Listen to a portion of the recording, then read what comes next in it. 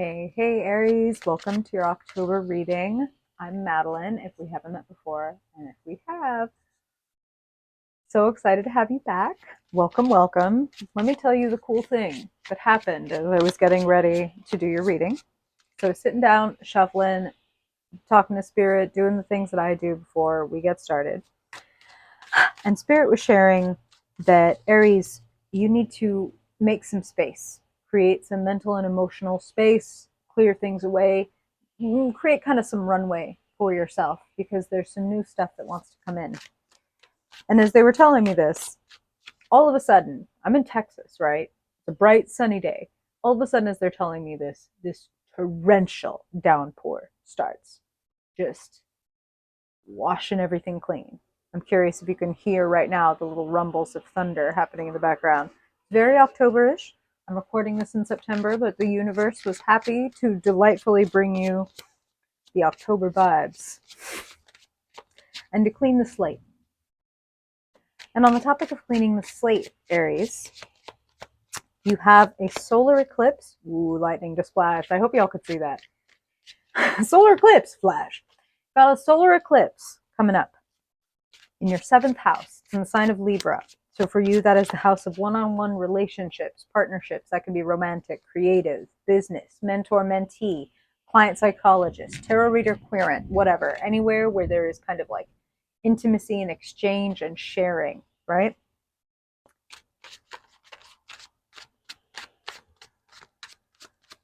A new moon, any new moon, you want to create space for something new. Let whatever is ready to go diminish so that the new thing can come in. And a solar eclipse is like a super ultra deluxe maxi new moon with wings. Okay, opens a 6-month portal to bring something new, specifically in the realm that it's occurring in your chart. So, what do you need to clear up when it comes to your contacts? When it comes to being able to show up as your whole self and be able to relate to other people as they are? Things to consider. We'll see if it pops up in your reading. And I'll be talking more about that next week in a video all about the solar eclipse and what it's going to be doing for each individual sign. So, hope to see you there. In the meantime, let's get into your cards. Let's get into what Spirit wants to tell you about in the month of October. Spirit, we want to tune in for the highest good of Aries, Aries sun, moon, rising, and Aries emphasized people. What themes, Spirit, do you want to bring up for them? Always in the name of their highest good, their greatest shot at fulfillment, joy, peace, energy, fun. Ever brings out their spark, their creativity, their whole self, Spirit. What's coming up for Aries in October? What do they need to know for their highest good? Thunder rumbling. Gosh, I hope you can hear this. What's coming up for Aries, Spirit? What do you want to show them? What have you been waiting to say? You've been watching and you've been listening, helping Aries out always. So now, what have you been waiting to say? What can I share for you now that we sit here, me and Aries? Helpful or hindering influences, Spirit. Want to know the dynamics that Aries is existing in October and how they can make the absolute best of them for their highest good. Perfect. Aries in October. Aries in the month of October, the month of eclipses. One on October 14th, and then we have a lunar eclipse full moon on the 28th. In your house of money and personal values. You could see how money, relationships, commerce, business, creation, these things are a little bit related. These eclipses are both happening in signs ruled by Venus. So Venusian things like pleasure, art, creativity, shared luxury. Things to keep in mind. Let's get into it. Woo! You need to clear the way. Boy, howdy Jesus. I'll pop the reading up. You're going to be able to see exactly what I'm looking at. You need to clear the way, and you're going to be happy about it.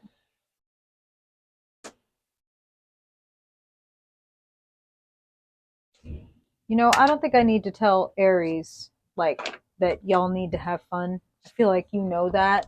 And maybe you need a little reminder. Maybe you need a little reminder that as much as you are powerful and smart and built to get through hard things, that's not what you're meant for. Even if like you've trained for it, even if you're ready for it. Center of your reading, Ten of Swords. Something has been done to death. It's okay to put a fucking end to it. I know that that card can be really alarming. It's one of those cards like nobody wants to see that, right? We won't even talk about your tower yet. We'll get in there in a second. But Ten of Swords, especially connected to, let's just go right to it, this tower that is sitting in the energy around you, the energy available to you. Demolition, right? And Ten of Swords, an ending. Uh, I've done everything that I can. Said everything that I can, tried to persuade, cajole, argue. I tried everything. You've done everything that you could. Let it go. Three of Cups is crossing your reading, saying you will actually be celebrating this ending. It's like some of you will be quitting jobs. Some of you will quit fighting for things and relationships that are not like fighting for you or supporting you. It's like I did my time. That's what I'm kind of feeling. Is I did my time. I feel fine going ahead and moving on to the next thing. It's been done to death. Did everything you could. Let it go. You can trust yourself. That's the other thing that I'm hearing. The Hermit is sitting in the past.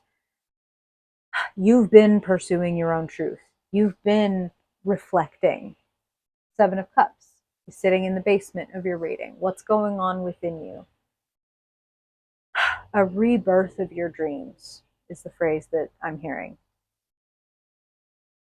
As you have looked within yourself and seen the places where you were maybe like quote unquote overdoing it, like, why am I trying so hard at fill in the blank? Why am I trying so hard to get this person or this institution or whatever to see me, to understand me? You know what?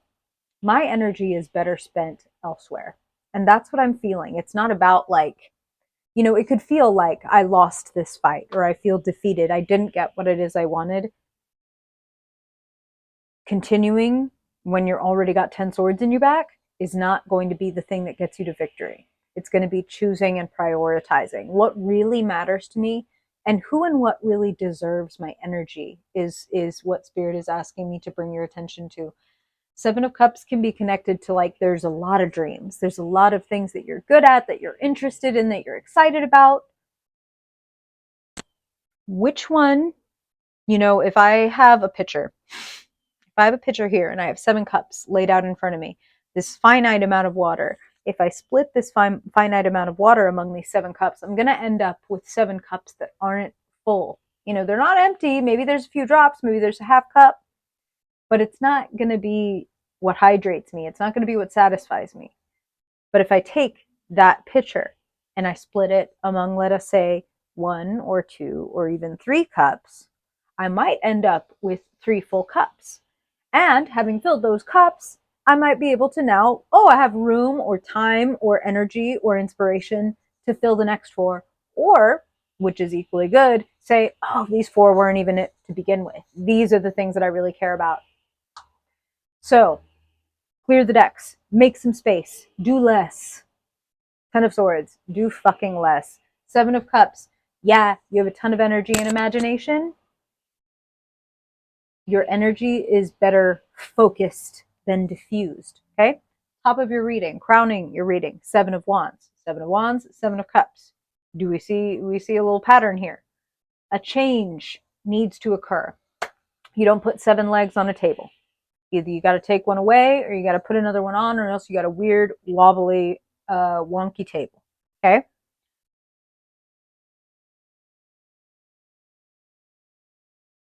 I see you taking what matters to you and going higher. And when I say going higher, for whatever reason, I'm hearing like that Michelle Obama, you know, they go low, we go high. I do feel like someone may be trying to kind of get the best of you, get the better of you, take you down a peg. I'm feeling this a couple different ways. Great time to remind you these are general readings, of course, Aries. So I'm getting messages for different Aries people, and take what resonates, leave the rest. If you ever want a personal reading, the way to do that is down in the description box below. What I feel is that you're so close to seizing and moving with something that has a ton of potential. You might be a little afraid. You might be wondering if it's worth it. You know, what I'm hearing is if it fills you with life, if it fills you with vitality, if it inspires you to grow, then it's worth it. It's natural to want to hang things up on the outcome. Like, if I'll be successful, then I'll go ahead and do this, right? We don't get that guarantee. It's very rare to get that fucking guarantee, right? And Aries, your courage is one of your best qualities. Your willingness to be a trailblazer, to do things when, to cut the path. You do what feels right to you, but I see a new, wider, more interesting path opening up in front of you. And perhaps for some of you, it'll feel like, well, fuck, I didn't want to get forced down the fucking path. But I guess if we got to go, we got to go. Because that Ten of Swords and Tower, it says that something is ending both like kind of without your permission, without your consent, and don't take it personally. I would say that. Don't make it that you failed or if you had done XYZ. No, actually, let's just go ahead and see this for what it is. A closing door, which is the natural progression to an opening one. Two of Wands sits in your future. Six of Wands sits in the potential position. Victory, recognition, celebration of you, promotion, moving up in the world based on your own unique wands, your skills, your fire, your creativity, whatever it is inside you that lights you up, the thing that people notice you for. What do people notice you for? Intentional pause. What do people notice you for? What do people praise you for? What is something that comes naturally to you, Aries, that other people mention often enough that you know it's a thing? Like your sense of humor, or your style, or fill in the blank. Trust your intuition. That's what I'm hearing really loud and clear. Trust your intuition. Create the fucking space. If you're not a meditator, which you don't need to be,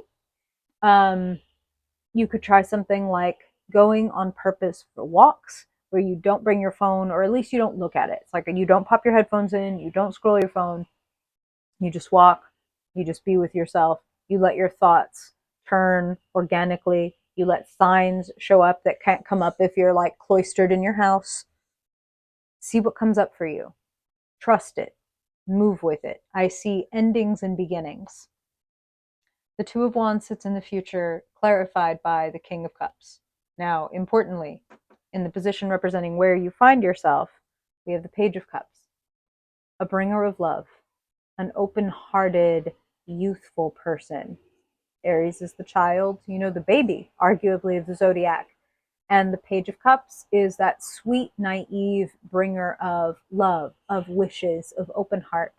So I want to take this opportunity to remind you that if you're feeling 10 of Swords-ish, or even 7 of Wands-ish, like either defeated or in the middle of a heated fight, in the middle of trying to, stand your ground and hold your place, I want to remind you that an open heart and your vulnerability in the right spaces, in the spaces where it feels safe, serves your growth, your expansion, even the expansion of your ability to fight for what you care about. If it's not in your heart, if you're not emotionally attached to it, you will run out of energy. That's what Spirit is saying. Like your heart and your soul are where your endless fountain of energy comes from. And if you feel cut off from that, this is what happens. So maybe you got caught up in a situation or a job or a dynamic that sucked your energy dry. That time is coming to an end. Open up your heart. Be wishful. Be a little naive. Don't let whoever it is that put swords in your back or, is fighting against what it is that you want. Don't let them make you harden. That is not the best aspect of you. You do not do your best work like in your head or closed up behind a fortress. You're out here blazing trails and pioneering and lighting up the world for the rest of us. And we fucking appreciate you and we need you. We need your open and kind heart. We need you, the one that sees those that may not be as capable of fighting as you are. You fight for them. We appreciate you, Aries. I see you growing into this. I see you growing into this open heart, this vulnerability, taking it to its highest place. The King of Cups sits in the future. To go from a Page of Cups in the moment to a King of Cups by, let's say, the end of the month or the end of the next 6 weeks indicates like going through this really wonderful emotional maturing process where Spirit is saying it's like you take up more space because you feel more of yourself. Like when it becomes easier to say, hey, I really need your help. And for that not to feel like a weakness or a like, you know, as if you are putting yourself in a compromised position. It's like, no, we all need help. And for me to be able to acknowledge that, like, I need help, or I need some encouragement, or I need some love, or I need some support, let people do that for you. Three of Cups crossing that Ten of Swords. If you need to hear it, the people are waiting in the wings to share it with you. Don't hesitate to ask your friends or even just your internet people to chime in with something about you that has made their life better. If you need that, ask for that. In the key and conclusion position, Six of Pentacles. We love to see you going from a 10 of fucking swords, feeling used, abused, taken advantage of, left in the dirt, to Six of Pentacles, generosity, given and received, having flow, having support. Ask for what you need, Aries, because it doesn't make you weaker. It will actually make you stronger, and it will empower you to empower other people, which is another one of your best qualities. I see you moving into a leadership position. And if you don't already know what this is, don't worry. Hear what Spirit is saying. Keep your heart open. Don't shut down because this person was an asshole, or this entity or this organization was an asshole. Keep your heart open. Fight for what it is that you care about. Get a little more focused. Get a little bit more focused about what it is that, like, if I put my time and energy and effort into this for the next, again, 4 weeks, 6 weeks, I could have made enough of a difference that I'll have more emotional room, more water, more fire to be able to pour into the next cup. Focus on that first cup. Okay? Start there. The natural progression will follow. How's that for you, Aries? What you thinking? What you feeling? Do you know what this is? Let me know in the comments. I'd be very curious to know what it is that for y'all has kind of dissolved and that you are ultimately leaving behind. What is sitting in that fun, kind of exotic future of like, ooh, I haven't done this, but I really want to. It feels like there is satisfaction and success on the other side of that, and a deep connection with yourself and like your purpose. King of Cups, how I help others. I've only gone through all of this so that I could make it available for other people. Moving into that leadership position, Aries. Let me know. I am super curious. Thank you for being here. I deeply appreciate you, and I hope that this serves you very well. And if you want to know more, if you want to read your horoscope, if you want to get into that eclipse, my website is madeleinethevillagewitch.com. That is where you could get a reading, do all of the things. Much obliged, Aries. Much love, many blessings to you, and I hope that I will see you next week. Bye-bye.